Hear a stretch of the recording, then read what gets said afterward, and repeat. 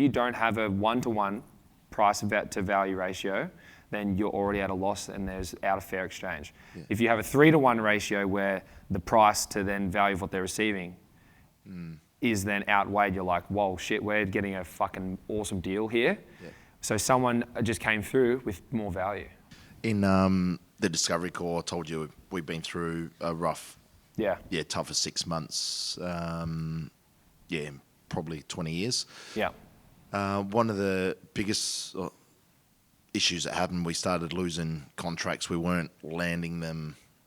Like going through the tender stage on some big ones, it would take up to 2 years. You know, you go up to tender and the process is so much time and stuff in there. Then you think you've got it in the bag, and then you just, at the last minute, we'd lose it. Yep. That happened to us for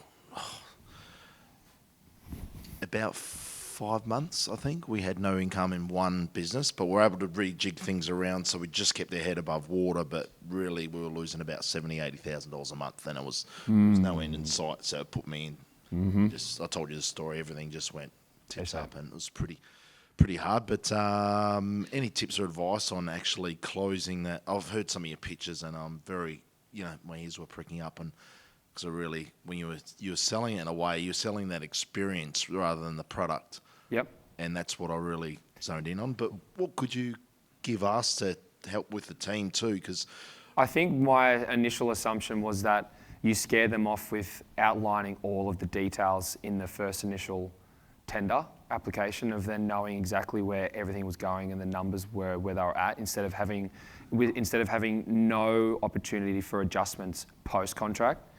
Part of that deal, because that's usually what happens is people undercut you in a tender process by outlining, well, here's initially what we think, with subject to variations. Yeah, we got undercut on a major one. We were in the box seat we've known about the project for about 5 years. The client was for Alinta Energy. Yep. We're their preferred civil contractor in the Pilbara. Yep. UGL was a construction company. We've done a lot of work with them in the past, over $10-15 million of the work, so the last 10 years. Yep. And we thought we had it in the bag. The last minute, I went to another seminar and left my ops manager there to do it. And he rang us up and said, we fucking lost it. Okay, so that's then now a sales problem. Yeah. And in that sales process, if there is a long time horizon, then it's all about relationship building as well. So this would be a deeper dive discussion on figuring out along that process what touch points you have, what you do with the client, how you keep them well informed, what value you're bridging along the way.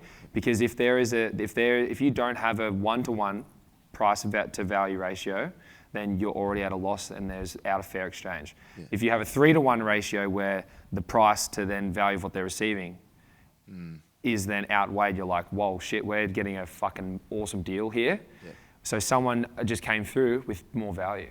I think so. In the last minute, we got undercut by about $1 million on a $7.5 million tender. Mm-hmm. But the contractor that did it charged variations like fuck no tomorrow. So he was more contract savvy, going cheaper. Correct. And then this is what I'm saying. The variations just and make. But you met them where they were.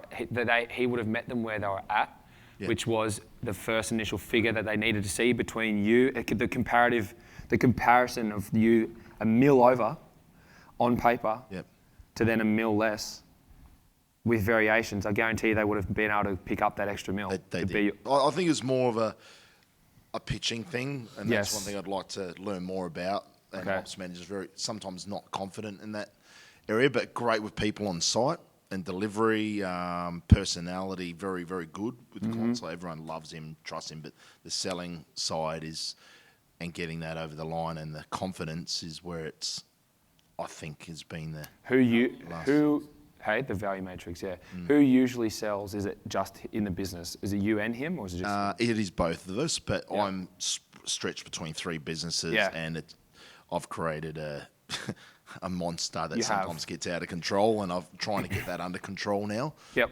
So I leave my ops managers to sort of be, the whole turnkey solution, take from tender to the project management, execution, and delivery. So, and our systems are a little bit immature too, so it does create a little bit of stress, and that's where sometimes when one thing goes wrong, it can all come undone very quickly.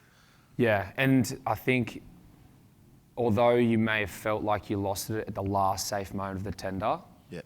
that would have been lost throughout the last few months leading up to it, because no one just at the end of them sitting down at their board look at a mill different and go, they're cheaper, we'll go them. They would have done their due diligence over time, plus the interactions they're having with both companies, to then want to then choose to go with your competitor. Yep. So that's relationships, it's also your sales process and their customer journey from initial tender submission all the way through to the first meet, then through your deal analysis, and then all the way through until the end where you're submitting the tender. That whole customer journey is exactly this, on what touch points you need to have in there to make them feel like they're getting way more value in the process, not at the completion for when you sign the contract. Yep. So even though we look at the back end of what are they going to get when they're here, it's then what are we doing with them to get them there is also part of the sales process and the deal. Yep. Because if you started from the very beginning and they're like, fucking hell, like these guys are attentive, they're on point, they're detailed, they're always communicative, they keep us well informed. Fuck, they took it out for dinner, they're building really solid relationships, they're telling us the vision and what they're going to be able to do, they're being open and honest about certain things. That already is building a lot more credibility compared to someone who's just data contract driven, that's just a mill under. I think what we did, because we didn't take them out to dinner, but we had that whole investment thing with them over a couple of year period, but they had to change management twice. So that's where it, okay, so that's the next there. Where it got sort of hard. But we did have it over several projects too, where we just didn't land a bloody job. Okay. Like a lot of things got delayed. There was the nickel crash as well, which a lot of our work comes from BHP. A lot of contracts were, and they sort of,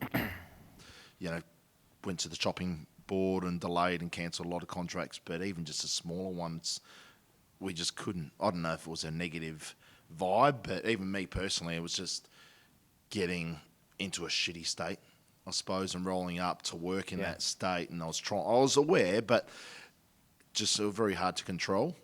I wasn't, there for the team as well, like 100% mentally. Yes. And things just turning to shit, and I think that negative energy was just flowing through. So I'm hearing everybody else. I'm hearing energy, intention, your leadership with you showing up for your full self for the team, then your customer journey with relationship building and your sales process, and then how your team's actually pitching. That's the things that I'm hearing. Yeah.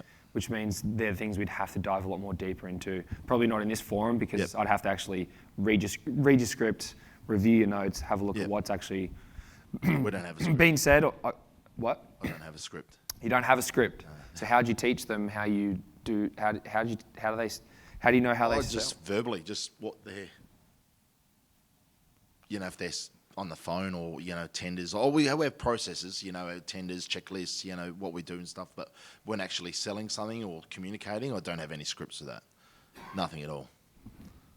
Okay. Not one thing. What would change if you did, and everyone was trained on everything? Would, It'd change. Absolutely. Yeah. 100%. People have villainized the script because it feels like they're being robotic. Yeah.